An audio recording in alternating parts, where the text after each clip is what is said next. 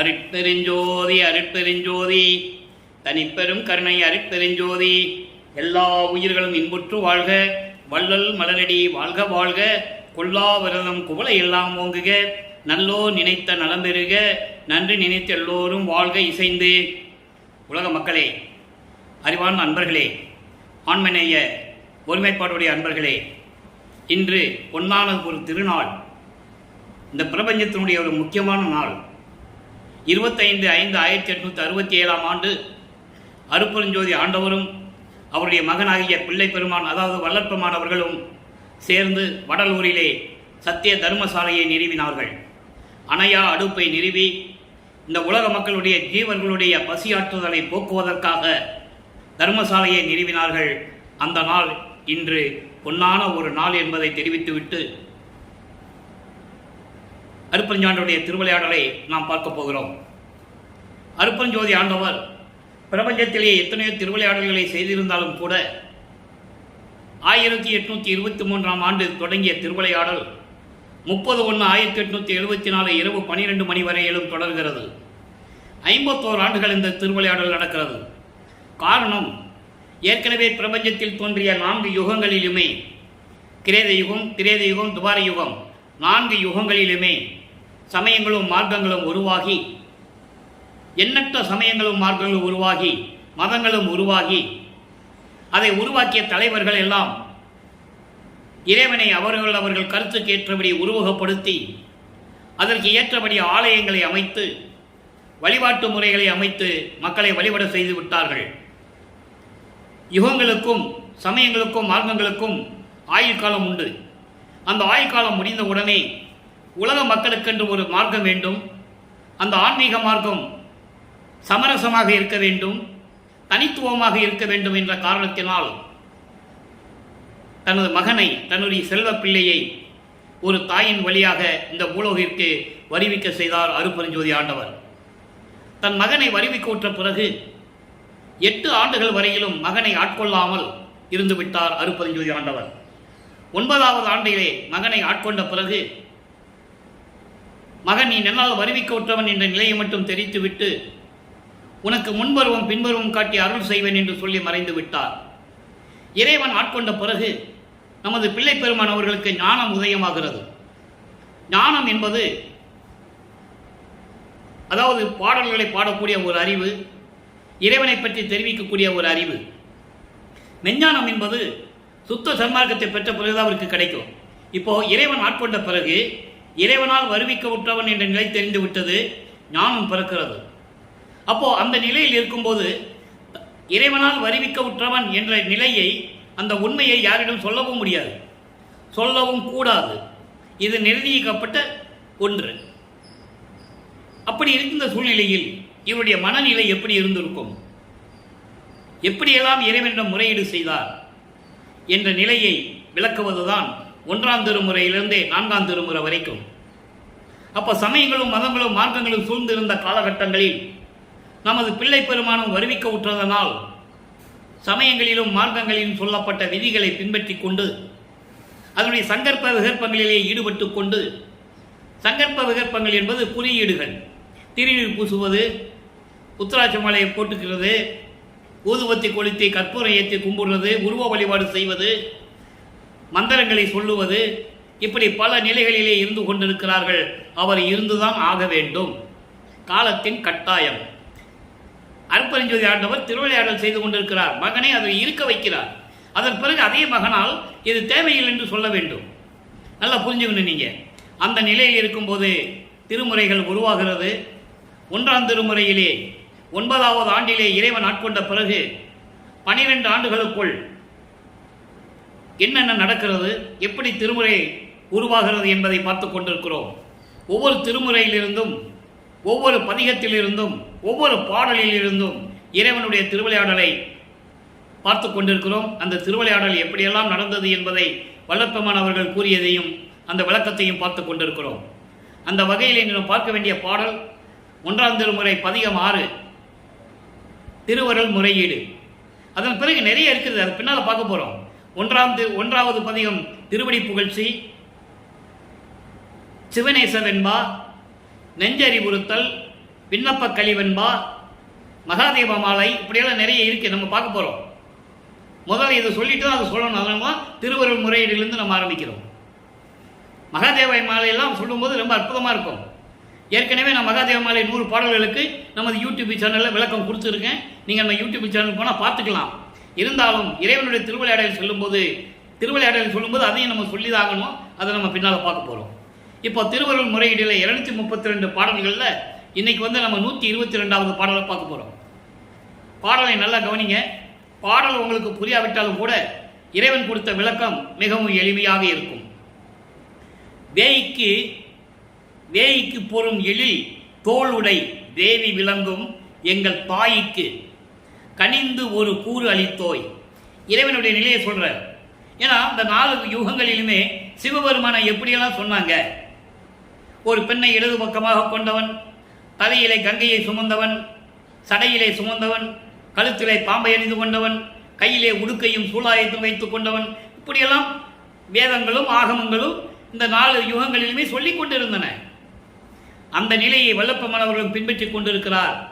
நல்லா கவனிக்கணும். அப்போ அவருக்கு சுத்த சன்மார்க்கம் தெரியாது. எல்லாம் மறைப்பு நிலையில் இருக்கிறது. அவர் ஏற்கனவே இறைவனுடைய மகனாக இருந்தவர். தன் மகனை ஒரு தாயின் வழியாக பூலோகத்துக்கு வருவிக்க செய்தார். எதுக்காக வருவிக்க செய்தார் என்பதை நம்ம பின்னால் பார்க்க போகிறோம். படிப்படியாக பார்க்க போகிறோம். இப்போ சிவபெருமான சொல்றாரு, அதாவது அழகான அணிகலன்களை அணிந்து கொண்டு அழகாக விளங்கி கொண்டிருக்கின்ற எங்களுடைய அம்மை உமையாலை ஒரு பக்கம் இடது பக்கமாக கொண்ட இறைவனே, நின் தயவும் இந்த நாய்க்கும் கிடைக்கும் என ஒரு ஜோதிடம் நல்கில் அவர் வாய்க்கு பழத்தோடு சர்க்கரை வாங்கி வழங்குவேனே. இந்த பாடல் அதாவது தான் வருவிக்க விட்ட நிலை தெரிஞ்சிருச்சு. இறைவனுடைய அருளை பெற முடியல, சுத்திக்கிட்டே இருக்கிறாரு. மனம் ஒரு நிலையில் இல்லை. அப்போ இந்த பாடலை சொல்றாரு, இப்படியெல்லாம் என்னுடைய அம்மை உமையாலை ஒரு பக்கம் கொண்ட இறைவனே, உன் தயவும் இந்த நாய்க்கு, அதாவது தன்னை தாழ்த்திக் கொள்கிறார்.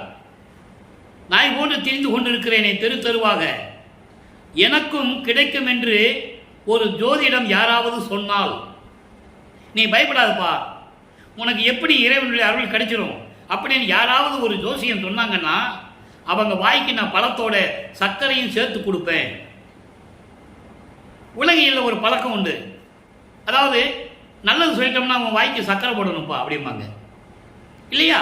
அது போன்று இந்த மாதிரி யாராவது ஒரு நல்ல விஷயம் என்னை பார்த்து சொல்லிட்டாங்கன்னா எப்படியாவது உனக்கு இறைவன் அருள் கிடைக்கும்ப்பா, பயப்படாதே, துன்பப்படாதே, தயங்காதன்னு சொல்லிட்டாங்கன்னா அவங்க வாய்க்கு பழம் மட்டும் இல்லை, சேர்த்து சர்க்கரையும் கொடுப்பேனே.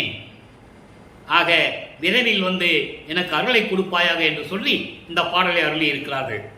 இப்போ 13வது ஆண்டு தொடக்கத்தில் அவர் திருவொற்றியூர் போக வேண்டும் என்று நினைக்கிறார். அதாவது மனம் அவரை கிளப்பி விடுகிறது, உந்துகிறது, போக சொல்லுன்னு சொல்றதை விட அருப்பஞ்சாண்டவர் தூண்டி விடுகிறார் அவர் மனதை. அவனை போக சொல்லு, முதல்ல திருவொற்றியூர் போக சொல்லு. திருவொற்றியூர் செல்லுகிறார். திருவொற்றியூரிலே அங்கே 2வது திருமுறை உதயமாகிறது. முதல் திருமுறையிலே 712 பாடல்கள், 712 712. 2ஆம் திருமுறையில் 1207 பாடல்கள், 3ஆம் திருமுறையில் 235 பாடல்கள், 4ஆம் திருமுறையில் 238 பாடல்கள், 5ஆம் திருமுறை விட்டுருங்க, அதை பின்னால பார்க்க போறோம். 6ஆம் திருமுறை 2552 பாடல்கள்.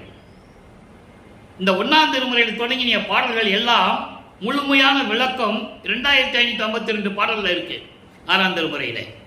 4ஆம் திருமுறை வரைக்கும் சமயங்களிலும் மதங்களிலும் மார்க்கங்களிலும் இருந்தபோது நமது பிள்ளை பெருமான்கள் அருளியது 4 திருமுறைகள். 6ஆம் திருமுறை சுத்த சன்மார்க்கத்தை பெற்ற பிறகு, இறைவன் யார் என்ற உண்மையை தெரிந்த பிறகு வழங்கப்பட்டதுதான் 6ஆம் திருமுறை.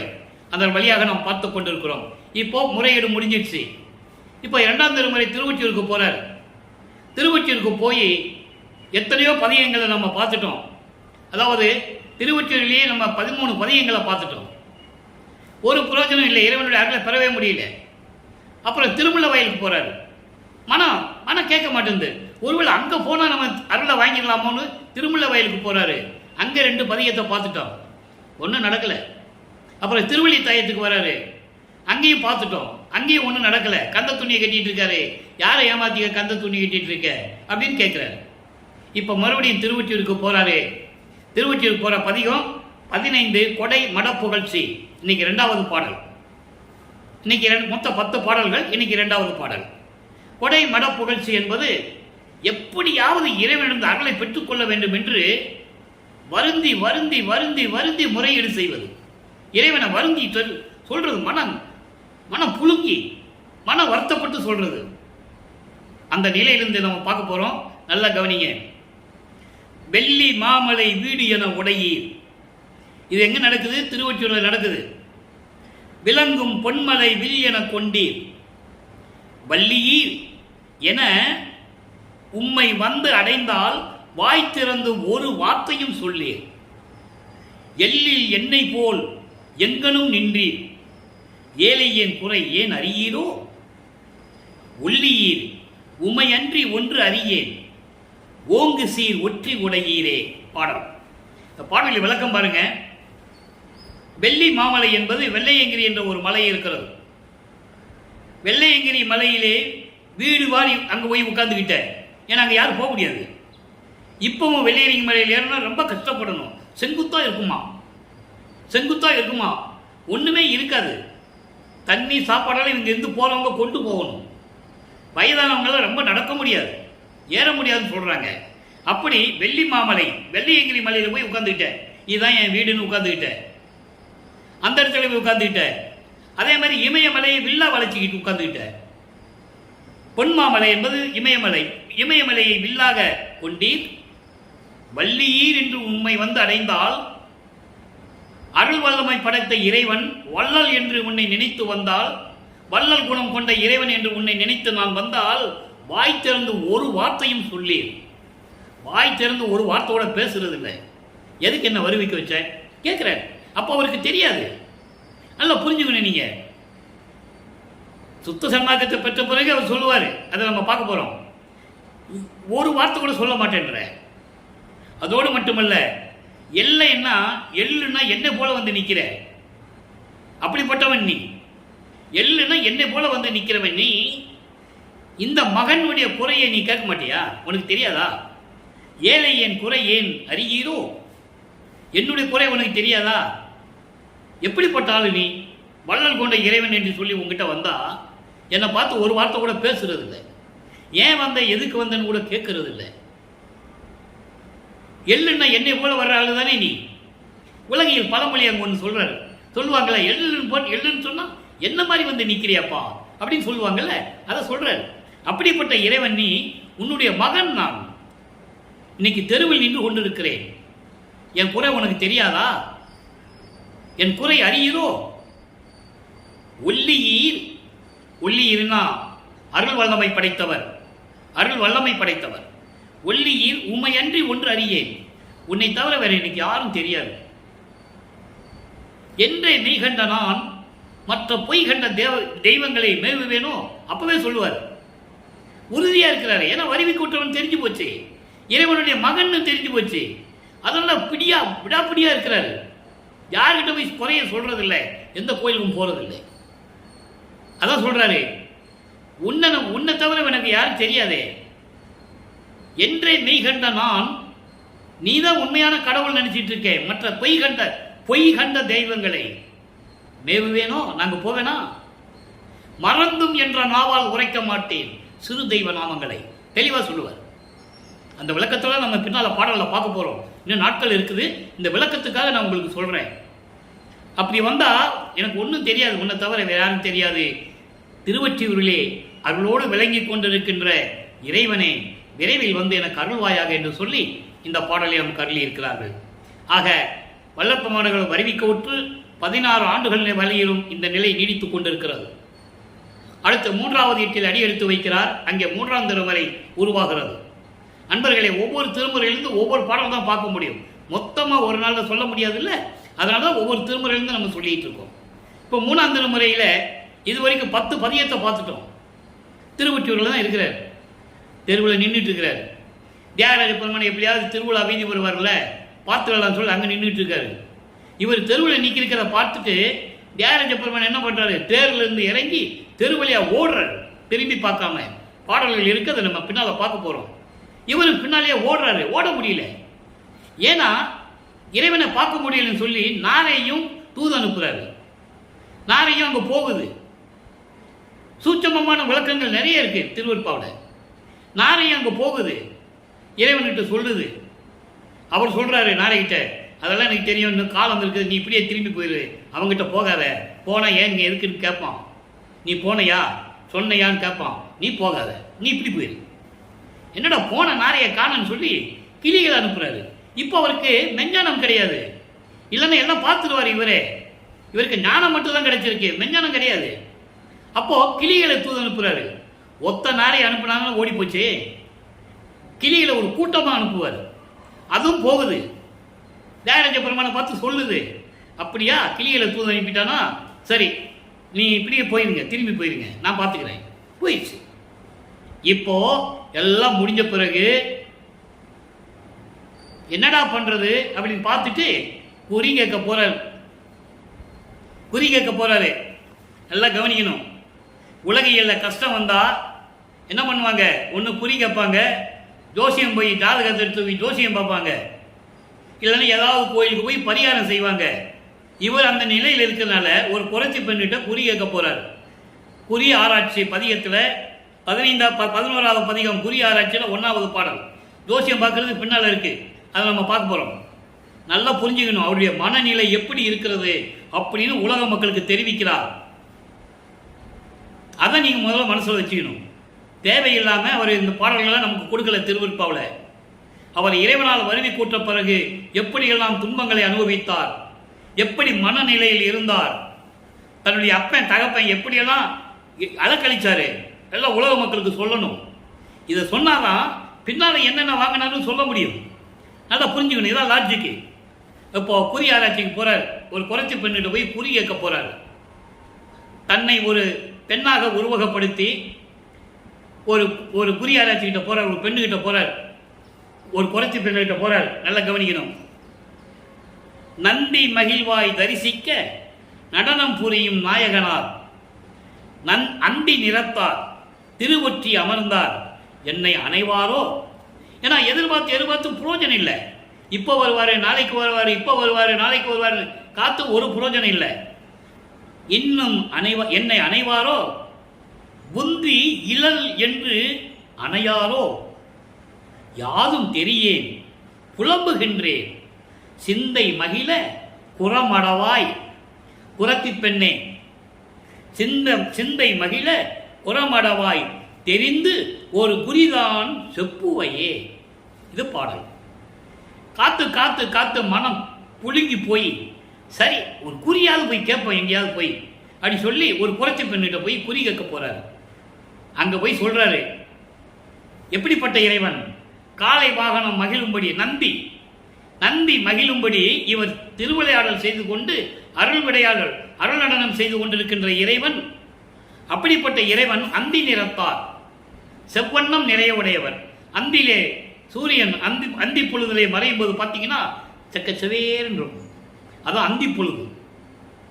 அப்படி அந்த செவந்த மேனி உடையவர் திருவொற்றியில் இருக்கின்ற இறைவன் இன்னும் என்னை அணைவாரோ, என்னை வந்து சேர்த்துக் கொள்ளுவாரா, இல்லை இவளுக்கு புத்தி இல்லை, புத்தி கெட்டவள் என்று என்னை சேர்க்க மறுப்பாரா, ஒண்ணுமே தெரியல எனக்கு. குறைச்சி பெண்ணே, நீ ஒரு நல்ல குறி சொல்லு, என் மனசு சந்தோஷப்படும்படி, நான் மகிழும்படி, என் சிந்தை மகிழே என்று சொல்லுகிறார். நான் மகிழும்படி, என் உள்ளம் மகிழும்படி குறைச்சி பெண்ணே, நீ குறி சொல்லுவதில் வல்லவள் என்று நான் கேள்விப்பட்டேன், அதனால் உன்னிடம் குறி கேட்க வந்திருக்கிறேன், என் உள்ள மகிழ ஒரு குறி சொல்லுவாயாக அப்படின்னு சொல்றாரு. இப்போ வல்லப்பமானவர்கள் இந்த நிலையில் இருக்கும்போது வருவிக்க விட்டு 24 ஆண்டுகளாகிறது. 3வது எட்டில் இருந்து கொண்டிருக்கிறார். இப்போ இதை உலக மக்களுக்கு தெரிவிக்க வேண்டிய மைய கருத்து வல்லப்பமான என்ன சொல்றாரு? உலக மக்களே, நந்தி வாகனம் உடைய இறைவன், நந்தி மகிழும்படி நடனமாடிக்கொண்டிருக்கின்ற இறைவன், செந்நீரம் கொண்ட இறைவன், திருவொற்றியூரில் இருக்கின்ற இறைவன் என்னை அணைவாரோ என்று நான் காத்துக் கொண்டிருக்கிறேன். என்னை வந்து சேர்த்துக் கொள்ளுவாரா, இல்லை புத்தி இல்லை என்று என்னை ஒதுக்கி விடுவாரா, எனக்கு எதுவுமே தெரியவில்லை, புலம்பிக் கொண்டிருக்கிறேன். உலக மக்களே, நான் உரி ஏற்க ஒரு புரட்சி பெண்ணிடம் சென்று அங்கே நின்று கொண்டிருக்கிறேன், இந்த நிலையில் நான் இருந்து கொண்டிருக்கிறேன் என்று சொல்லி தெரிவிக்கிறார். இப்போ நிலைகள் மாறுகிறது, ஆண்டுகள் உருண்டு ஓடுகின்றன. வல்லப்பமானவர்கள் 4வது ஏட்டில் நுழைகிறார். 4 × 32 வரிவிக்கு உற்ற 32 ஆண்டுகளுக்குள் என்ன நடந்தது? குறிப்பாக 24 ஆண்டுகள் வரைக்கும் எதுவும் நடக்கல. அடுத்த 8 ஆண்டு இருக்குல்ல, 25வது ஆண்டிலிருந்து 32 ஆண்டுகளுக்குள் என்ன நடந்தது? அப்படி பார்க்கும்போது 27வது ஆண்டில் தொடக்கத்தில் தனக்கோடி அம்மையாருக்கு திருமாங்கல்யம் பூட்டி அந்த அம்மாவுக்கு விமோசனத்தை கொடுத்தது. இதை ஏன் பாடலில் சொல்றாருன்னா, அதில் ஒரு சூட்சமமான விளக்கம் இருக்கிறது. அங்கே திருமணத்தின் போது திருமால், பிரம்மன், ருத்திரன் போன்ற பதத்தலைவர்களும் வானவர்களும் வாழ்த்துவதற்காக வந்து அமர்ந்து இருக்கிறார்கள். பாட்டில் இருக்கு.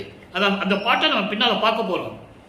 அதை இந்த விளக்கத்தை மட்டும் முதல்ல சொல்ற சுருக்கத்தை, விளக்கம் விரிவான விளக்கம் அப்புறம் சொல்றோம். அப்போ எல்லாம் அமர்ந்து இருக்கிறாங்க. காரணம் என்ன? பிரம்மனும் திருமால், ருத்திரன், வானவர்கள் எல்லாம் அருப்பஞ்சாண்டியரை பார்க்கணும், நாங்களும் உன் மகன் கல்யாணத்துக்கு வந்தாலும் ப்ரூவ் பண்ணணும், அதுக்காக அங்கே உட்கார்ந்துருக்காங்க. ஆனால் அருப்பஞ்சோதி ஆண்டவரும் சிவகாமி வள்ளியும் வரவில்லை. அப்போ இவர் மனசு புண்படுது, துயரத்தை தாங்க முடியல. இத்தனை பேர் வந்திருக்கான், விண்ணவர்கள், வானவர்கள் எல்லாரும். ஆனால் என் அம்மை சிவகாமி வள்ளியும் என் தந்தை அருப்பெருஞ்சோதி ஆண்டவரும் வரவில்லை என்று என் மனம் அடுக்கார் அடைந்தது என்று சொல்லுவார். அவ்வளவு துன்பப்பட்டது என்று சொல்லுவார். அதன் பிறகு அவரு அருப்பஞ்சாண்டவரும் சிவகாமியிலும் 2 குதிரை மாட்டின தேர்ல வந்து வாழ்த்திட்டு போனதை ஒரு பாட்டில் சொன்னதை நம்ம ஏற்கனவே பார்த்துட்டோம். சரியா? இப்போ இதெல்லாம் முடிஞ்ச பிறகு உலக பற்றுகளை துறக்கிறார். அடுத்த கட்டத்துக்கு போகணும். வெள்ளை அடை அணிந்து அது வரைக்கும் திருநூறு பூசி உத்ராட்ச கட்டையை கழுத்தில் மாட்டிக்கிட்டு கடுக்கான் போட்டுக்கிட்டு எல்லாம் இருந்தாரு. இப்போ அதெல்லாம் திறந்துட்டு கீழே ஒரு வேஷ்டியும் மேலே ஒரு வேஷ்டியும் முக்காடை போட்டு ட்ரெஸ்ஸை மாற்றிட்டார். ஓகேவா? அதை மாற்றின பிறகு உலக பற்றுகளை விட்டணும், விட்டாச்சு. சமயங்கள், மதங்கள், மார்க்கங்களுடைய பற்றுகளை விட்டணும், விட்டாச்சு. திருநீர் பூசுறது, இந்த நிலைகள்லாம் குறியீடுகள்லாம் விடணும், விட்டாச்சு. இப்போ வீட்டுக்குள்ள உட்கார்ந்துக்கிட்டு கதவை சாத்திட்டார். அவர் இருக்கிற வீட்டில் உள்ள உட்கார்ந்து கதவை சாத்தி தாப்பா போட்டார். இனிமேல் நான் எங்கேயும் போக போறதில்லை, எங்க திருவொற்றியூருக்கும் போறதில்லை, திருமுல்லை வாயில், திருத்தாயம் எங்க இருக்க, எங்கேயும் நான் போறதில்லை அப்படின்னு சொல்லிட்டு உள்ள உட்காந்துட்டாரு. இப்போ நிலைகள் மாறுகிறது. பையனுக்கு கோபம் வந்துருச்சுன்னு அப்பாவுக்கு தெரிஞ்சு போச்சு. இவன் இப்படியே போனா அவன் கோபம் அடையாது, கோபம் அடங்காது. அவ்வளவு துன்பப்பட்டிருக்கான், துயரப்பட்டிருக்கான். ஏளனங்களும் பேச்சுகளும் இழிவான சொற்களையும் சுமந்துக்கிட்டு இருக்கான். மானம் போன வழியெல்லாம் விடுத்துட்டான். ஞான சரியில் சொல்லுவார்ல, மானம் போன வழியெல்லாம் விடுத்தேன்னு சொல்லுவார். அதனால நம்ம நடந்து போறது மாதிரி நடந்து போய், நான் உனக்கா பார்க்க வந்த தெருவில் நடந்து வந்த மகனேன்னு சொல்லி அவனுக்கு அருளை கொடுத்துட்டு வரேன்னு சொல்லி அருப்பெருஞ்சோதி ஆண்டவர் விண்ணுலகத்திலிருந்து பூலோகத்துக்கு வருகிறார். அதை அருட்பிரகாச மாலை என்ற பாடல்களிலே நமக்கு அருளி இருக்கிறார்கள். இன்று நாம் பார்க்க போகிறோம். அருட்பிரகாச மாலை 47வது பாடல். மொத்தம் 100 பாடல்களை கொண்டது. இதுவரை 46 பாடலுடைய விளக்கத்தை பார்த்துருக்கிறோம். இன்னைக்கு 47வது பாடல். பாடலை நல்லா கவனிங்க. இப்போ நல்லா கவனிக்கணும் நண்பர்களே. இப்போ சிவபெருமான் சொல்ல மாட்டாரு, தியாகராஜ பெருமான் சொல்ல மாட்டாரு, சிவாய நமச்சிவாய, ஓம் சிவாய, சிவசிவாயெல்லாம் சொல்லவே மாட்டார். காரணம், நிலைகள் மாறுகிறது. இப்போ சுத்த சன்மார்க்கம் இருக்கிறது அவருக்கு தெரியும். அவங்க அப்பா வர்றது கண்டிப்பாக வருவாருன்னு தெரியும். இப்போ நிலையில் என்ன சொல்லுகிறார்? எங்கும் விளங்குவதாகி இன்பமயமாகி என் உணர்வுக்கு உணர்வு தரும் இணையடிகள் வருந்த. நல்ல கவனிக்கணும். என் உணர்வுக்கு உணர்வு தரும் இணையடிகள் வருந்த. எப்படிப்பட்ட திருவடிகள்! எங்கும் மயமாகி பிரபஞ்சம் முழுவதும் பரிபூரணமாக ஒளி வீசிக் கொண்டிருக்கின்ற இறைவன், பேரின்பமாக இருக்கின்ற இறைவன், என் உணர்வுகளுக்கெல்லாம் கட்டுப்பட்டு உணர்வு தரக்கூடிய அந்த திருவடிகள் வருந்தும்படி கால் வலிக்க நடந்து பொங்கும் இரவிடை. பொங்கும் இரவிடை என்பது நள்ளிரவு, நடு சாமம். பாதி இரவில் எழுந்தருளி பாதியேனை எழுப்பி அரிஜோதி அளித்து உள்ளமழுதும் சூழ்ந்து கலந்து துலங்குகின்றாய். நீதி நடஞ்சை பேரின்ப நிதி, நான் பெற்ற பேற்றை ஓத முடியாது, என்னை போல் உலகம் பெறுதல் வேண்டுவனே. பாடல் நம்ம விளக்கம் பார்த்துருக்கோம். அப்படி பாதி இரவில் என்பது நடு சாமம். அதான் பொங்கும் இரவுன்னு சொல்றார். இருள் பொங்கிக் கொண்டிருக்கிறது. அப்படி சாமத்தில் நடந்து வந்து நான் இருக்கும் இடத்தை அடைந்து போந்து எழுந்தருளி மணிக்கதவினை காப்பு அவிழ்க்க புரிந்து. நல்லா கவனிக்கணும். மணிக்கதவு என்றால் அழகான தெருக்கதவை காப்பு அவிழ்க்க புரிந்து. இவர் பூட்டிட்டார்ல, இவர் போய் திறக்கல. அவர் வராரு, பார்க்குறாரு, இறைவனுக்கு தெரியல, ஆஹா இவன் கோமா கதவை பூட்டிட்டான், சரி நம்ம தான் திறக்கணும், கதவை தட்டோம்னா வந்து திறக்க போகிறது இல்லை, நம்மளே திறப்போன்னு சொல்லி அப்படி கையை காட்டுறாரு. தாழ்பால் விலகுது, கதவு திறக்குது. கதவு புரிந்து அங்கே இருந்த இந்த அடியேனை அழைத்து மகனே வா மகனே என்று அழைத்து அங்கையில் ஒன்று அழித்து. அங்கையில் என்பது உள்ளங்கையில் ஒன்று ஒன்று ஒன்று தான் சொல்லுவார். அந்த என்ன ஒன்றுன்றது நம்ம பின்னால் பார்க்க போகிறோம். அப்படி அருள் பொழியை அழித்து தயவினோடு வாழ்க. நல்லா கவனிக்கணும். தயவினோடு வாழ்க என்பது உயிர் இரக்கத்தோடும் ஜீவகாரணிய ஒழுக்கத்தோடும் இந்த பூலோகத்தில் நீ இருப்பாயாக. இந்த ஜீவகாரணிய ஒழுக்கம்தான் இன்றைய நாள் 25/5/1867 ஆண்டு தர்மசாலையை துவக்கிய நாள்.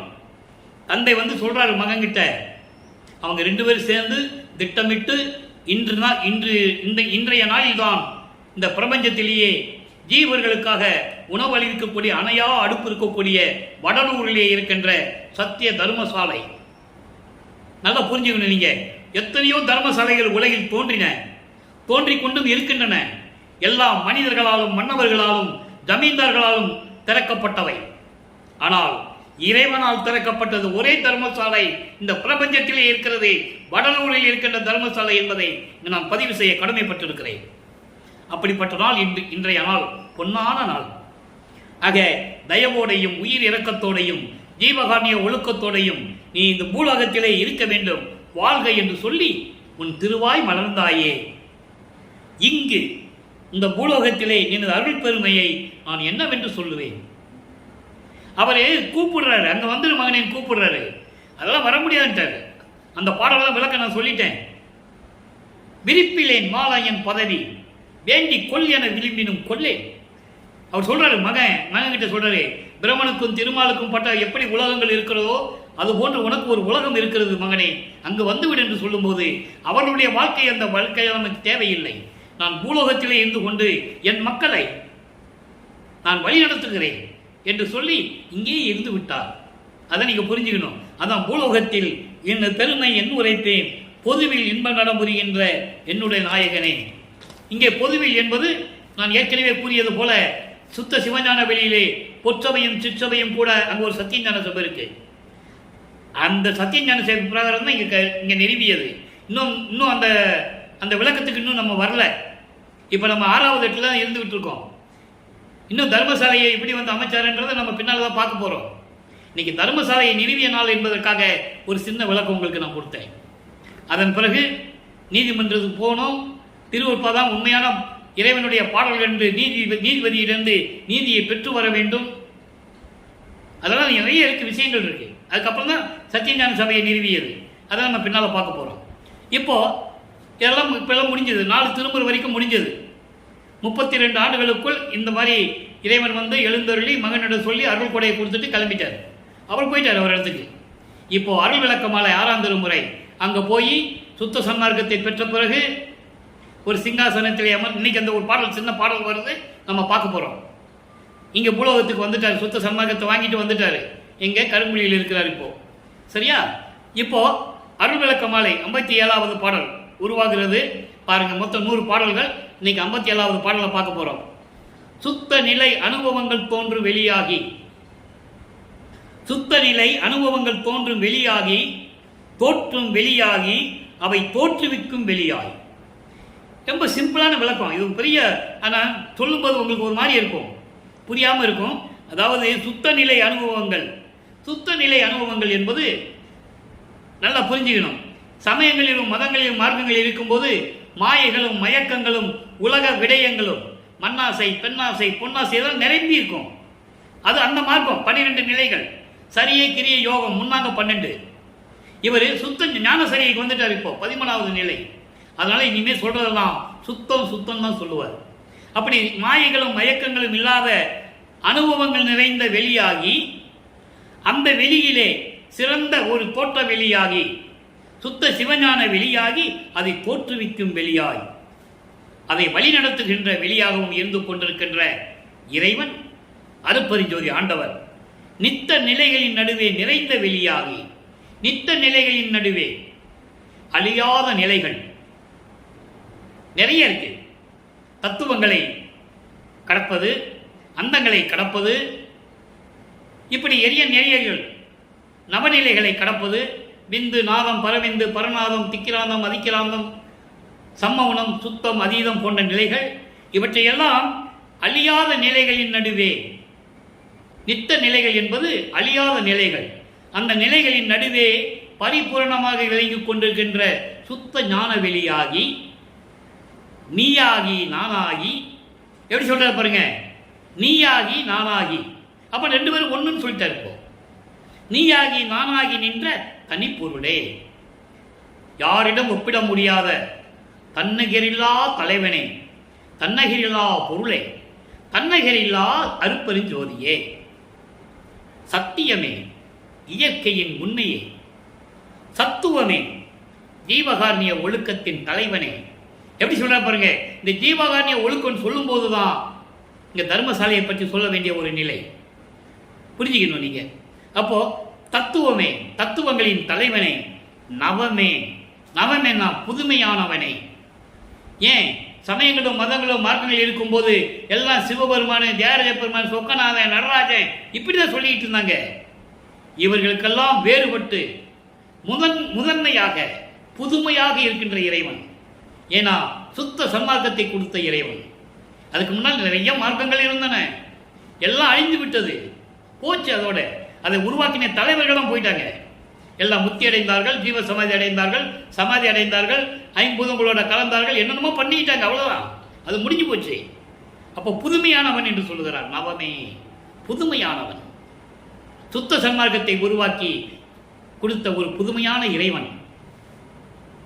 சமரச சன்மார்க்க நிலைதனிலே நின்ற சிவமே சொல்லிட்டார, பின்னால வரியில சொல்லிட்டார். அது சமரச சன்மார்க்க நிலைதனிலே நின்ற சிவமே, சிவம் வேறு சிவன் வேறு, சிவன் சமய சமயத்துடைய தலைவன். நல்லா புரிஞ்சுக்கிட்டீங்க. சிவம் என்பது அருட்பெருஞ்சோதி, புத்தமுதே, சுத்த சன்மார்க்க அமுதே, சித்தியெல்லாம் அல்ல திருப்பொதுவில் புனித நடத்தரசே. அங்க திருச்சிற்றம்பலத்தில் இருக்கின்ற சத்தியஞான சபையிலே அருளடனம் செய்து கொண்டு திருவிளையாடல் செய்து கொண்டிருக்கின்ற இறைவனே, என் புகழும் அணிந்தருளே, நான் சொல்லுவதையும் நான் பாடுவதையும் நான் செய்யும் விண்ணப்பங்களையும் முறையீடுகளையும் கேட்டு எனக்கு அருள வேண்டும் என்று சொல்லுகிறார். இப்போ மகன் கூப்பிட்டாரு, அப்பா வரணும். மகன் கூப்பிட்டார்ல, அப்பா வர்றாரு. வந்ததை இறை திருக்காட்சி என்ற பதிகத்திலே 43வது பதிகத்திலே 20வது பாடல். நான் ஏற்கனவே கூறியது போல அன்பர்களே, ஏன் ஒரு பாடலை சொல்லி விளக்கம் கூறுகிறோம் என்றால், உலக மக்களுக்கு உண்மை தெரிய வேண்டும். கதையை சொல்லிட்டு போறதில்லை, இது கதை அல்ல, கற்பனை அல்ல. பிரபஞ்சத்தில் இந்த பூலோகத்திலே நடந்த இறைவனுடைய திருவிளையாடல், உண்மையான திருவிளையாடல். 202 ஆண்டுகள் தான் ஆகிறது. மக்களுக்கு யாரும் சொல்லவில்லை, மக்களுக்கு தெரியாது, அவ்வளவுதான். அந்த பணியை இந்த வள்ளலார் ஊழியம் செய்து கொண்டிருக்கிறேன். நல்லா கவனிச்சிக்கணும். இறை திருக்காட்சியில் சொல்றாரு. இப்போ பாருங்க, அவைகள் அனைத்தும் கடந்து நின்று ஓங்கும் அளவைகள். அளவைகள் என்பது ஒரு எல்லை. தத்துவங்கள் 36, அந்தங்கள் 6, சரியக்கிரிய யோகம் என்ற 16 நிலைகள், இவற்றையெல்லாம் கடந்த நவநிலைகள், பரவெளி, பரவெளி, பரம்பரவெளி, பராபரவெளி, பெருவெளி, சுகவெளி, பெருசுகவெளி என்ற போன்ற வெளிகளை எல்லாம் கடந்து அங்கே நின்று ஓங்கும் சுத்த சிவஞான வெளியிலே இருக்கின்ற அருட்பெருஞ்சோதியை இவர் வராரு. விண்ணுலகத்திலிருந்து பூலோகத்துக்கு வராரு. மகன் எதிர்கொண்டு வரவேற்கிறார். எப்படிப்பட்டவனுடைய தந்தை என்று சொல்லுகிறார். அதான் இறை திருக்காட்சி. அப்படிப்பட்ட அருட்பெருஞ்சோதியை உலக கலவை விட்டவர்தம் கருத்திலே விளங்கும். உலக கலவை என்பது உலகனுடைய நடைமுறைகள், சமயங்கள், மதங்கள், மார்க்கங்களில் கூறப்பட்ட நெறிகள், அதில் கூறப்பட்ட சங்கற்ப விகற்பங்கள், உலக ஆசைகள், மாயைகள், மயக்கங்கள், இவர்கள் விட்டவர்களின் உள்ளத்தில் விளங்கிக் கொண்டிருக்கின்ற இறைவன். சுத்த சன்மார்க்க சங்கத்தை சேர்ந்தவர் சாதுக்களின் உள்ளத்தில் விளங்கிக் கொண்டிருக்கின்ற இறைவன். எல்லாரும் வந்து கும்பிடலாம், அது வேற. சுத்த சன்மார்க்க நெறியில் இருக்கணும், அவங்க உள்ளத்தில் தான் இருப்பார். சுத்த சன்மார்க்க நெறி என்பது என்ன? கொலையும் புலையும் தவிர்த்திருக்க வேண்டும், உருவ வழிபாட்டை முற்றிலும் நீக்கியிருக்க வேண்டும். ஒரே மந்திரம் தான், அருப்பெருஞ்சோதி அருப்பெருஞ்சோதி தனிப்பெருங்கண்ணி அருப்பெருஞ்சோதி என்ற மந்திரத்தை உச்சரிக்க வேண்டும். வேற மந்திரத்தை உச்சரிக்க கூடாது, சொல்லக்கூடாது. அது உங்களின் தனிப்பட்ட உரிமை. நீங்க மற்ற சமயங்களும் மார்க்கங்களும் மதங்களும் உள்ள கோயிலுக்கு போறீங்க, அது உங்களுக்கு தனிப்பட்ட உரிமை.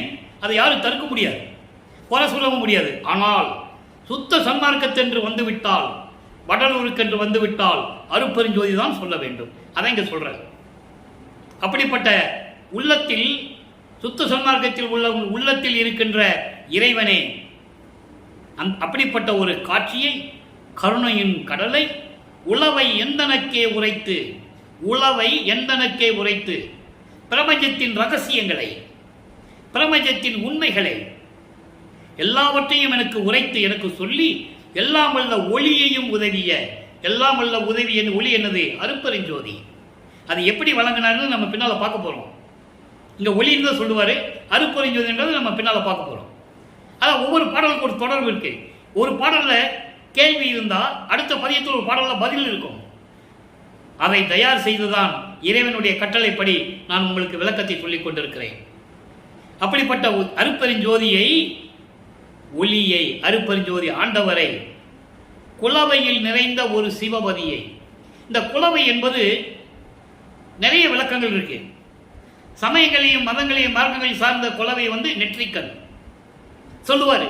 சிவபெருமானுக்கு நெற்றிக்கண்ணுடைய குலவையில் கண் கொண்ட இறைவனை என்று சொல்லுவார். அது நெற்றிக்கண்ணுடைய சிவபெருமான். இங்க குலவை என்பது சிற்றவை. சிற்றவை என்பது சிரசின் நடு, பிண்டத்திலே சிரசின் நடு, அண்டங்களில் அங்கே சிவஞான வெளியில் இருக்கின்ற சிற்றவை. அந்த குலவை தான் இங்க சொல்றாரு. நம்ம கன்ஃபியூஸ் பண்ணிக்கிட கூடாது, குழப்பம் பண்ணிக்கிட கூடாது. அப்போ சிற்றவையில் விளங்கும், என் சிரசில் விளங்கும், ரெண்டு விதமா நீங்க எடுத்துக்கலாம், ரெண்டும் சரி. அப்படி இருக்கின்ற நிறைந்த என் குரு சிவபதியை, அருப்பெருஞ்சோதியை, என் குரு அருப்பெருஞ்சோதி. எல்லாருமே சமயங்களிலும் மதங்களிலும் மார்க்கங்கள் இருக்கிறவங்க யாராவது ஒரு குரு கிட்ட தீட்சை வாங்கி தான் உள்ள போகணும், போக முடியும். ஆனால் இங்க அப்படி இல்லை. சுத்த சன்மார்க்கத்தில் இறைவன் தான் குரு. யார் இங்க குருவை மற்ற ஆள் தேவையில்லை. கமிஷன், அதாவது தரகர்னு சொல்லுவாங்க. இங்க தரகர்களுக்கு இடமே இல்லை. நேரடியான பார்வை, இறைவனுடைய பார்வை, சுத்த சன்மார்க்க நிலை. அப்படிப்பட்ட கோயிலில் கண்டு கொண்டேனே, அப்படிப்பட்ட அருப்பெருஞ்சோதியை கோயிலில் கண்டு கொண்டேனே. எந்த கோயிலே? அங்கே சுத்த சிவஞான வெளியிலே, அந்த சத்தியஞான சபையிலே நான் என் தந்தையை கண்டு கொண்டேனே என்று சொல்லுகிறார். அடுத்து பாருங்க, பொது நடம் திருவிளையாடல். இறைவனுடைய திருவிளையாடலை 4 வரியில சொல்லுவார். 52வது பதிகம், பாடல் 15வது பாடல். என் பிழை அனைத்தும் பொறுத்து அருள் புரிந்து என் இதயத்தில் இருக்கின்ற குருவே. என் பிழை அனைத்தும் பொறுத்து. அவர் என்ன தப்பு செஞ்சாரு? ஒண்ணு செய்யல. அவர் இருந்தது தந்தை சமயங்களிலும் மதங்களிலும் மார்க்கங்களில் இருக்க சொன்னார்ல, அப்போ செஞ்ச நான் தவறுகள், குறியீடுகள். ஏன்னா சுத்த சன்மார்க்கத்துக்கு அது தேவையில்லை, அதை நான் செஞ்சிட்டனே. அப்ப அந்த தவறை எல்லாம் அது ஒன் தவறு இல்லை மகனே, என்னுடைய தவறு என்று சொல்லுவார் ஒரு பாட்டிலே. அதான் நம்ம விளக்கத்தை பார்த்துட்டோம். நீ ஏன் கவலைப்படுற மகனே, நீ எதுக்கு கவலைப்படுற, எல்லாமே என்னுடைய திருவிளையாடல் சொல்லுவார். அப்படி எல்லா குற்றங்களையும் பொறுத்து என் இதயத்தில் இருக்கின்ற அருப்பெருஞ்சோதியே, அன்புடைய அரசே, அப்பனே, என்ற அம்மையே, அருப்பெருஞ்சோதியே, இன்புறு நிலையில் ஏற்றிய துணையே. இன்புறு நிலை, சுத்த சிவஞான நிலை, கடவுள் நிலை, பேரின்பமான நிலை. அப்படி நிலையில் என்னை ஏற்றிய இறைவனே, என் உயிர் நாதனே, என்னை பொன்புனை மாலை புனிந்த ஓர் பதியே. நல்லா கவனிக்கணும். என்னை பொன்புனை மாலை, பொன்புனை மாலை புனைந்த ஓர் பதியே. என்னென்றால் சுத்த தேகத்தோடு, அதன் பொன்புனை மாலை புனைந்த சுத்த தேகத்தோடு என்னுடன் கலந்த இறைவனே. இதான் சுத்த சன்மார்க்க விளக்கம். நல்லா புரிஞ்சுக்கணும். பொன்னால் செய்யப்பட்ட மாலை அணிவித்து வந்த இறைவன் சொல்லக்கூடாது. சுத்த தேகத்தோடு என்னோடு கலந்து கொண்ட இறைவனே, பொது நடம் புரிகின்ற பொருளே, திருவிளையாடல் செய்து கொண்டிருக்கின்ற இறைவனே, என் ஆண்டவனே, அருப்பெருஞ்சோதியே என்று சொல்லி இந்த பாடலை நாம் கருளியிருக்கிறார்கள். அடுத்து பாருங்க, திருவருள் பெருமை. இறைவனுடைய திருவருள் பெருமை எப்படிப்பட்டது? 8வது பாடல். காய்மையே தவிர்த்து, நல்லா கவனிக்கணும், காய்மையே தவிர்த்து கருணையே கனிந்த கற்பக தனி பெரும் தருவே. வரி வரியா சொல்லுவோம், 4 வரி தான். காய்மையை தவிர்த்து, காய்மை என்பது பொய்மை, பொய்மை என்பது பொய்யான நெறிகள். இந்த பொய்யான நெறிகள் என்பது சமயங்களிலும் மதங்களிலும் மார்க்கங்களில் கூறப்பட்ட இந்த பொய்யான நெறிகளை எல்லாம் நீக்கி கருணையே எனக்கு கொடுத்து, கருணை வடிவமான கற்பக தனிப்பெரும் தருவே, கருணையும் கொடுத்து கருணையே வடிவாக இருக்கக்கூடிய கற்பக மரம், தரு என்றால் மரம், கற்பக மரம், கற்பக மர நிழல் எப்படி இருக்கும் அவ்வளவு அப்படி என்னை காத்து கொண்ட இறைவனே, தூய்மையை விளக்கி, தூய்மையை விளக்கி என்றால் சுத்த சன்மார்க்க நெறியை விளக்கி, நல்லா கவனிக்கணும், தூய்மையை விளக்கி என்பது சுத்த சன்மார்க்க நெறிகளை விளக்கி துன்மையை அளித்து அதற்கு தேவையான அருள்களை எல்லாம் எனக்கு கொடுத்து வல்லமையை கொடுத்த அருப்பெரு ஜோதியே, தூய்மை இல்லவருக்கு, நல்லா கவனிக்கணும், மறுபடியும் சொல்றாரு, தூய்மை இல்லவருக்கு சேய்மையே. சேய்மை என்பது தூரமா நிற்கிறது, சேய்மை என்பது தூரமா நிற்கிறது, பக்கத்தில் நிற்கிறது வேற, தூரமா நிற்கிறது வேற. அப்போ தூய்மை இல்லாதவருக்கு, தூய்மை இல்லாதவருக்கு என்றால் சுத்தம் இல்லாதவர்களுக்கு இல்லை, சுத்த சன்மார்க்கத்தை, சுத்த சன்மார்க்க நெறியை பின்பற்றாதவர்களுக்கு தூரமாக இருக்கின்ற இறைவன். அப்போ சுத்த சன்மார்க்கத்தில் இருக்கின்றவர்களுக்கு இறைவன் பக்கத்தில் இருப்பார். கொலையும் புலையும் தள்ளாரை தழுவானை, கொலையும் புலையும் தவிர்த்தவரை தழுவியவனையும் சொல்லுவார். கொல்லா விரதம் தன்னை கொண்டார் தம்மை, நல்லா சொல்லுவார், தள்ளானை தெளிவா சொல்லுவார்.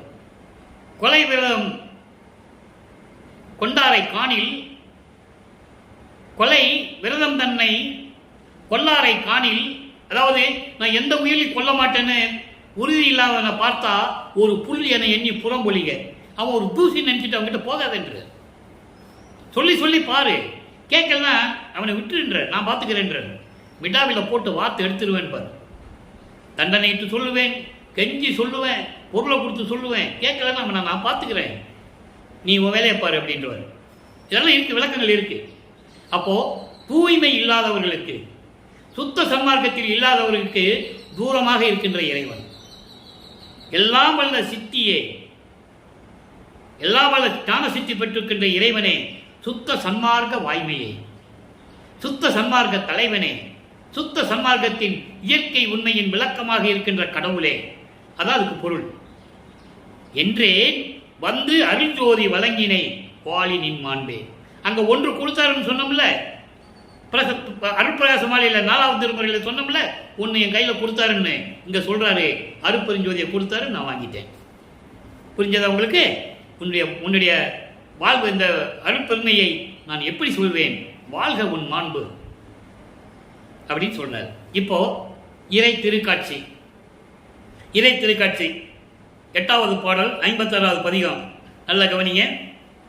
இறைவனுடைய காட்சியை எப்படியெல்லாம் சொல்றாரு.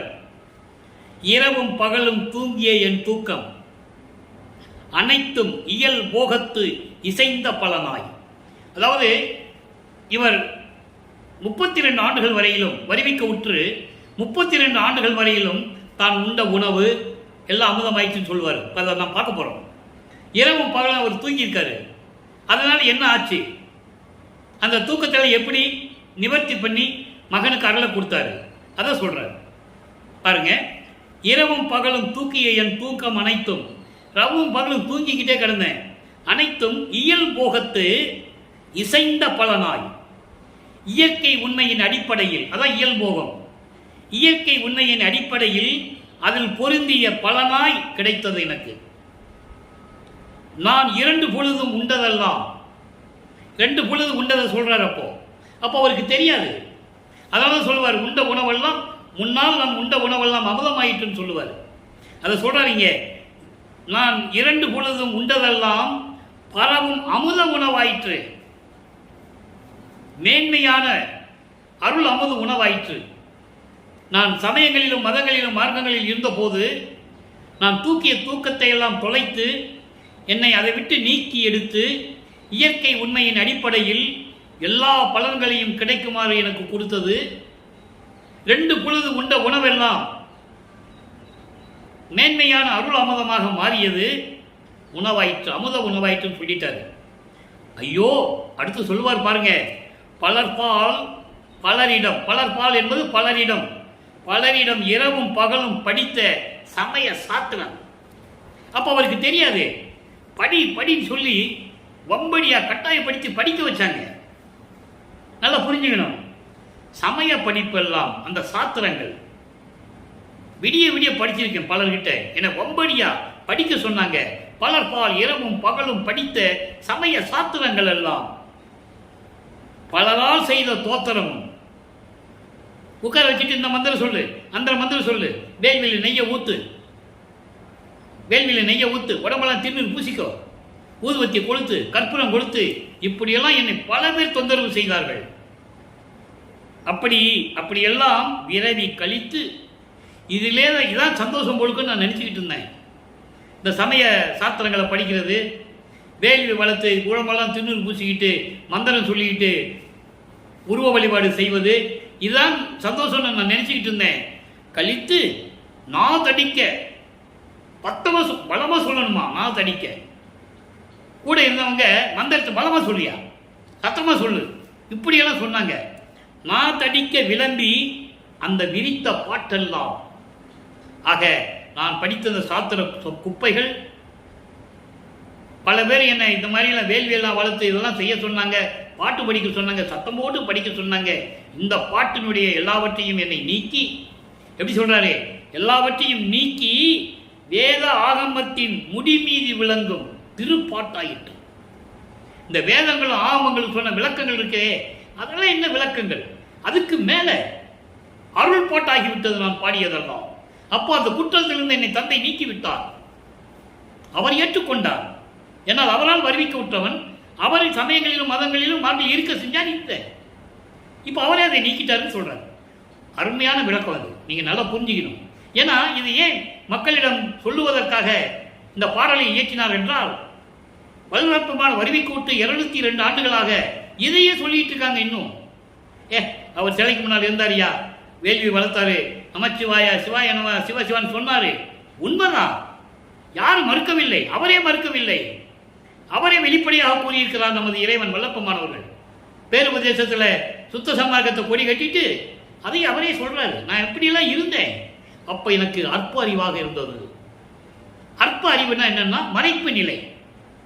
அப்ப எனக்கு தெரியாது, அதனால நான் இருந்துட்டேன். அதுக்கப்புறம் இதெல்லாம் இப்படியெல்லாம் ஆயிடுச்சுன்னு இந்த பாட்டில் சொல்றேன். என்னை விடிய விடிய படிக்க சொன்னாங்க, படித்தேன். வாய் சத்தம் போட்டு மந்திரம் சொல்ல சொன்னாங்க, சொன்னேன். சொல்றாருல்ல, அப்ப அதை வேண்டான்னு சொல்லும்போது விட்டுணும்ல, அதையே சொல்லிட்டு இருக்க கூடாது. சுத்த சன்மார்க்கத்துக்கு தேவையில்லை. நீ இருக்கணும்னா இருங்க, ஆனா சுத்த சன்மார்க்கத்துக்குள்ள வந்துட்டா அது இருக்கக்கூடாதுன்னு சொல்றேன். அதான் சுத்த சன்மார்க்க நெறி. பிரித்த பாட்டெல்லாம் வேதாகமத்தின் முடிமீதி விளங்கும் திருப்பாட்டாயிற்று சொல்லிட்டாரா. அடுத்து சொல்றாரு பாருங்க, கரவு ஒன்றும் அறியா பெரும் கருணை கடவுள், இது நின் தயவிதனை கருதுந்தோறும் என் கருத்து அலர்ந்து சுகமே மயமாய் கண்டதுவே. இதெல்லாம் இப்போ நான் நினைக்கும் போது 32 ஆண்டுகள் வரைக்கும் நீ சமயங்களிலும் மதங்களிலும் ஆர்மையில் இருக்க வச்சு என்னை துன்பப்படுத்தி துயரப்படுத்தி இப்படியெல்லாம் இருந்த என்னை வஞ்சகம் இல்லாமல், தன் மகனாயிற்று என்று சொல்லி வஞ்சகம் இல்லாமல், எந்த சூழ்ச்சியும் இல்லாமல் இதையெல்லாம் எனக்கு விளக்கி இதையெல்லாம் நீக்கி, மகனே உனக்கு சுத்த சன்மார்க்கத்தை கொடுத்து விட்டேன், இனி உனக்கு தேவையில்லை, மக்களிடம் சொல்லிவிடு. ஏன்னா நீ சமயங்களிலும் மதங்களிலும் மார்களிலும் இருக்கும்போது மக்களுக்கு தெரியும்ல. இப்போ நீ சொல்லிடு, எங்கள் அப்பா இப்படியெல்லாம் சொன்னாரு, நான் இருந்தேன், இப்படியெல்லாம் மாற்றிட்டாரு, இப்போ நான் சுத்த சன்மார்க்கத்தில் இருக்கேன், இனிமேல் இது உனக்கு தேவையில்லைன்னு உலக மக்கள்கிட்ட சொல்லிடு. அதான் பேருபதேசம் செய்யும் போது இந்த கருத்தை வல்லப்பமானவர்கள் உலக மக்களுக்கு தெரியப்படுத்தியது என்பதை நான் பதிவு செய்ய கடமைப்பட்டிருக்கிறேன். அப்படி உன்னுடைய தயவை நினைக்கும் போதெல்லாம், உன்னுடைய திருவிளையாடலை நினைக்கும் போதுதான் என் உள்ளம் மலர்ந்து, என் உள்ளம் மகிழ்ந்து பேரின்பமாக இருக்கிறேன். பேரின்பத்தை கண்டுவிட்டேன். சுகம் மயமா கண்டதுவே, சுகமே மயமாய் கண்டதுவே. நான் பேரின்பத்தில் இருந்து கொண்டிருக்கிறேன். உலக மக்களே, என் தந்தை இப்படியெல்லாம் என்னை மாற்றி இந்த நிலையை கொடுத்து என கடவுள் நிலையில் உயர்த்தி இந்த நிலைகளை நான் கொடுத்ததையெல்லாம் நினைக்கும் போது, அவருடைய தயவை நினைக்கும் போது நான் பேரின்பமாக இருக்கிறேன், என் இதயம் மலர்ந்து இருக்கிறது, மகிழ்ந்து கொண்டிருக்கிறேன் என்று சொல்லி இந்த பாடலை நமக்கு அருளி இருக்கிறார்கள். அன்பர்களே, இப்போ நம்ம எல்லாம் பார்த்தோம்ல, இவ்வளவு நேரம் பார்த்த திருவிளையாடல்களை ஊது ஊது சங்கை என்ற ஒரு பதிகத்தில் 4 வரியில சொல்லுவார். அதையும் சொல்ல நான் கடமைப்பட்டு இருக்கிறேன். இப்போ நான் முதல்ல இருந்து சொன்னது உங்களுக்கு இப்போ 50 நிமிஷம் நான் சொல்லியிருக்கேன். திருவிளையாடலை எல்லாம் உங்கள் மனசில் பதிஞ்சு இருக்கும். இந்த 4 வரியை சொன்னால் அவ்வளவு சந்தோஷமாக இருக்கும் உங்களுக்கு. என் அறிவானவன், நல்லா கவனிக்கணும், என் அறிவானவன் எல்லாம் செய்ய வல்லான், செந்நிலை தந்தான், சிற்றபை அப்பன், இரவாமை ஈந்தான், எண்ணம் பழித்தது, திறனே அளித்தான், சிற்றம்பலத்தான் என்று ஊது ஊது சங்கே. ஊது ஊது சங்கேன்னு ஏன் இந்த பதியத்தை கொடுத்தாருன்னா, பிரபஞ்சத்துக்கு தெரியப்படுத்துகிறார், மக்களுக்கு தெரியப்படுத்துகிறார். பிரபஞ்சம் முழுவதும் முரசு கொட்டட்டும் என்று சொல்லுவார். அருள் ஜோதி ஆனேன் என்று அரையப்பா முரசு, அருளாட்சி பெற்றேன் என்று அரையப்பா முரசு, மருள் சார்பு தீர்ந்தேன் என்று அரையப்பா முரசு, மரணம் தவிர்த்தேன் என்று அரையப்பா முரசு. அதான் இங்க சொல்றாரே, என் அறிவானான், மெஞ்ஞான அறிவு கொண்ட இறைவன் நானும் பெற்றுக்கொண்டு என்ன அறிவானான், எல்லாம் செய்ய வல்லான், எல்லா அருள்களையும் பெற்றுக்கொண்டு இந்த பிரபஞ்சத்தை இயக்கக்கூடிய வல்லமை படைத்தவன் என் தந்தை அருட்பெருஞ்சோதி செந்நிலை தந்தான். செந்நிலை என்பது கடவுள் நிலை. கடவுள் நிலையை எனக்கு கொடுத்து விட்டான். கடவுள் நிலை அறிந்த அம்மையமாதல் என்று சொல்லுவார். அது 16வது நிலை. ஞான சரியைதான் 13வது நிலை. மித்து 12 நிலைகளிலும் சரியை கிரிய யோகம் முன்னாங்க 12 நிலைகளும் மதங்களும் சமயங்களும் மார்க்கங்களும் சார்ந்த நிலை. சின்னம்பிடியில் சொல்வார், நம்ம பின்னால் அந்த விளக்கத்தை பார்க்க போறோம். பன்மார்க்கம் கடந்தேன் என்று சின்னம்பிடி, 12 மேல் நின்று சின்னம்பிடி. 12 மேல் நின்றுன்னா 13வது நிலை, அதான் ஞான சரியை. ஞான சரியை 14வது நிலை ஞான கிரியை, 15 ஞானத்தில் யோகம், 16 ஞானத்தில் ஞானம். அந்த செந்நிலையை தந்தான் என்று சொல்லுகிறார். அந்த ஒரு வரிக்கு எவ்வளவு விளக்கம் இருக்கிறது நீங்க பார்க்கணும். கடவுள் நிலையை எனக்கு கொடுத்து விட்டான், நான் கடவுள் நிலை அறிந்து அம்மையமாகிவிட்டேன், இறைவனாகிவிட்டேன் என்று சொல்லுகிறார். சிற்றபை அப்பன், என் அப்பன் சிற்றபையில் இருக்கின்ற என்னுடைய தந்தை இரவாமை ஈந்தான். ஏன் இங்கே இரவாமை ஈந்தான் சொல்றாருன்னா, அவர் ஏற்கனவே தெய்வ குழந்தையாக அங்கே செல்வ பிள்ளையாக இருந்தவர் விண்ணுலகிலே. இங்க மண்ணுலகிலே ஒரு தாயின் வழியாக வருவிக்க விட்டதனால் இந்த எடுத்த மானிட பிறவியை உலக மக்களுக்கு இரவாமை தந்தான் என்று சொல்ல வேண்டும். நல்லா புரிஞ்சுங்க. அவர் ஏற்கனவே முத்தேகம் பெற்றவர், ஏற்கனவே எல்லா நிலையிலும் இருந்து கொண்டிருப்பவர் ஒவ்வொரு யுகத்திலும். அதை நீங்க நல்லா புரிஞ்சுக்கணும். இங்கே இரவாமை ஈந்தான் என்று ஏன் சொன்னார் என்றால், மண்ணுலகத்திலே வருவிக்க விட்டதனால், ஒரு தாயின் வழியாக மானிட பிறவியாக வருவிக்க விட்டதனால் இந்த வரியை சொல்றாரு. நல்லா புரிஞ்சுக்கணும். அவர் ஏற்கனவே இரவாமையில் இருக்கின்றவர். பெற்றேன் என்றும் இரவாமை வேதம் தவிர்த்தேன். என்னைக்குமே இரவாமையில் இருக்கிறவர் அவரு. அதை நீங்க புரிஞ்சுக்கணும். அப்போ அப்படி இரவாமை ஈந்தான் என்று உலக மக்களுக்கு சொல்லுகிறார், உலக மக்களுக்கு தெரிவிக்கிறார். எண்ணம் பழித்தது, நான் என்னென்ன நினைச்சனோ எல்லாம் எனக்கு கிடைச்சிருச்சு.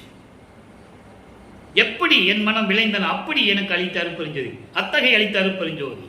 எப்படி என் மனம் எண்ணியது அப்படி அருளி அருட்பெருஞ்சோதி. இப்படிலாம் அகவல்ல வரும், உங்களுக்கு நீங்க படிச்சிருப்பீங்க. அப்போ அப்படி எண்ணங்கள்லாம் எனக்கு படித்து விட்டது, திறமே அளித்தான். திறம் என்பது எல்லா அருளையும் எனக்கு கொடுத்து இந்த பிரபஞ்சத்தை இயக்கக்கூடிய எல்லா திறமைகளையும் எனக்கு கொடுத்தான் என்று சொல்லுவார். சிற்றம்பலத்தான். இந்த பிரபஞ்சத்தை இயக்கக்கூடிய எல்லா திறமையும் எனக்கு கொடுத்தான் என்பதை பாடலிலே சொல்லுவதை, ஒரு சில பாடலில் சொல்வதை உதாரணமாக எடுத்து சொல்ல நான் கடமைப்பட்டு இருக்கிறேன். ஏன்னா உங்களுக்கு புரியணும், திறமை அளித்தன என்னன்னு சொல்லி உங்களுக்கு புரியணும். பதத்தலைவர்கள் படைக்க ஒண்ணா சித்தியை என்னை படைக்க வைத்த பதியை. ஏற்கனவே பிரம்மனும் திருமாலும் ருத்திரன் மகேசன் சதாசிவம் செய்து கொண்டிருந்த 5 தொழில்களை செய்து கொண்டிருந்தவர்கள் பதத்தலைவர்கள், கடவுளர்கள் அல்ல. கடவுளுக்கு கோடான கோடி பங்கு கீழ் இருப்பவர்கள். அருள் ஒளியால், என்னுடைய அருள் ஒளியால் சிறிதளவு அருளை பெற்றுக்கொண்டு இந்த வையகத்துக்கும் வானகத்துக்கும் மனம் போடபடி திரிந்தவர்கள். தெளிவா சொல்லுவாரு, ருத்திரன் பிரம்மர் முதல் எல்லாருமே சரி, அருகர் புத்தர் கூட சொல்லுவார். புத்தரை பெயரிட்டே சொல்லுவார். புத்தர் போன்றவர்கள், அருகர் மகாவீர் போன்றவர்கள், இறை தூதர்கள் யாராக இருந்தாலும் சரி, எல்லாருமே இறைவனுடைய அருளை சிறிதளவு பெற்றுக்கொண்டு இந்த வையகத்துக்கும் வானகத்துக்கும் மனம் போனபடி திரிந்தவர்கள். விளையாடான் என்ற சிறு பிள்ளை கூட்டம் என்று சொல்லுவார். பித்து விளையாட்டு, சித்து விளையாட்டு என்று சொல்லுவார். அதான் இங்க சொல்றாரு. அப்படிப்பட்டவர்களை மிஞ்சக்கூடிய எல்லாரையும் எனக்கு கொடுத்து பிரபஞ்சத்தை இயக்க வைத்தார். அதுக்கு ஒரு பாடல் உண்டு. 5 தொழில்களையும் என்னிடம் கொடுத்து ஐவகை தொழிலும் என்பால் அளித்தனை, அதுகொண்டு செய்வகை தெரிவித்து இன்னால் என்றோடு ஒன்றாய் இருத்தல் வேண்டும், ஒன்றாய் சேர்ந்து இருத்தல் வேண்டும் என்று சொல்லுவார். ஆக அவ்வளவு திறமையை எனக்கு கொடுத்திருக்கிறார். பிரபஞ்சத்தை இயக்கக்கூடிய திறமை. வருவித்த வண்ணமும் நானே, இந்த மாநிலத்தை செய்யும் வண்ணமும் தானே தெரிவித்து என்னை எதற்காக வருவிக்க செய்தார் என் தந்தை. இந்த பிரபஞ்சத்தை இப்படிதான் இயக்க வேண்டும் என்று அவரே எனக்கு தெரிவித்தார். அவரே சொல்லிக் கொடுத்தார், மகனே இப்படிதான் நீ செய்யணும்னு சொல்லி. அகவலில உண்டு ஒரு வரி உண்டு. ஆன்ற சன்மார்க்கம் அணிவர என்னைத்தான் இன்று அமுதளித்த இனிய நற்றாயே. இன்னொரு பாடல் உண்டு. அகத்தை கருத்து புறத்தை வெளுத்திருந்த உலக அனைவரையும் சகத்தை திருத்தி சன்மார்க்கத்தை அடைவித்து விட அவரும் இகத்தை பரத்தை பெற்று, இகம் என்றால் இந்த பூலோகம், பரத்தை பெற்றிட மகிழ்ந்திடுவதற்கென்றே என்னை உகத்தே இறைவன் வருவிக்க உற்றேன். இந்த பாடல், இந்த வரி ஒரு வரி போதும். வல்லப்பெருமான் இறைநிலையில் இருந்தவர் என்று வருவிக்க உற்று 202 ஆண்டுகளாக வல்லப்பெருமானுடைய இறைநிலையை, கடவுள் நிலையை, இறைவனுடைய மகன் என்ற நிலையை கூட ஒரு ஆள் கூட 202 வருஷமா சொல்லவே இல்லை. பொதுப்படையாக பேசினார்கள். பிறந்தார், வந்தார், போனார், தர்மசாலை நிறுவினார், சபையை கட்டினார், ரூம்புக்குள்ள போனார், மறைஞ்சிட்டார். இதான் சொன்னாங்க. ஆனால் திருவருட்பாவில் கண்ட உண்மைகள் இவ்வளவு இருக்கு. ஆக திறமே அளித்தான், சிற்றம் வளர்த்தான். இந்த பிரபஞ்சத்தை இயக்கக்கூடிய எல்லாரையும் கொடுத்து, மகனை பிரபஞ்சத்தை இயக்குவாயாக என்று சொல்லி கொடுத்தார். அதனால்தான் சொன்னார், திருஅருள் செங்கோலாட்சி செலுத்துவோம் என்று சொன்னார். செலுத்துவேன் என்று சொல்லவில்லை. அருப்பொஞ்சதாண்டவர் செலுத்துவார் என்றும் சொல்லவில்லை. செலுத்துவோம் பன்மையில் சொன்னார். என்றால் என் தந்தை என்னோடு இருந்து கொண்டிருக்கிறார். அவரின் கட்டளைப்படி நான் இந்த பிரபஞ்சத்தை இயக்கிக் கொண்டு திருஅருள் செங்கோலாட்சி செலுத்திக் கொண்டிருக்கிறேன் என்று சொன்னார். எனவே அன்பர்களே, இன்றைய இறைவனுடைய திருவிளையாடலை நாம் பார்த்தோம். மீண்டும் நாளையும் தொடரும். இறைவனுடைய திருவிளையாடலை கண்டு கழித்து மகிழ்ந்து இறைவனுடைய அருளை பெற்றுக் கொள்ளுங்கள். பார்த்தாலே போதும், உங்களுக்கு இறைவன் அருள் கிடைக்கும். அதுக்கு நீங்க செய்ய வேண்டிய ஒரே ஒரு காரியம், கொலையும் புலையும் தவிர்த்திருக்க வேண்டும்.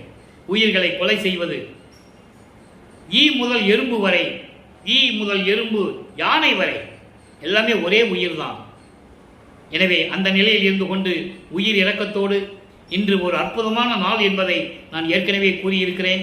இன்று முதலாவது ஜீவகாருண்ய ஒழுக்கம். பசித்தவர்களுக்கு நம்மளால் முடிந்தவரை ஒரு ஆளுக்காவது பசியை போக்க வேண்டும். முடியும். நம்ம சைவ நிலையில் இருக்க வேண்டும். அசைவ உணவுகளை எடுத்துக்கொள்ளக்கூடாது.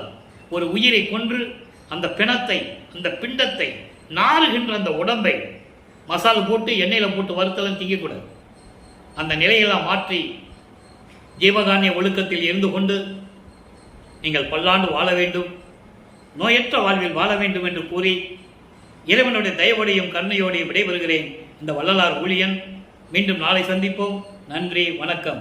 அருட்பெருஞ்சோதி அருட்பெருஞ்சோதி, தனிப்பெரும் கருணை அருட்பெருஞ்சோதி. நாளையும் இறைவனுடைய அருட்பெருஞ்சாண்டுடைய திருவிளையாடல் தொடரும். கண்டு மகிழுங்கள்.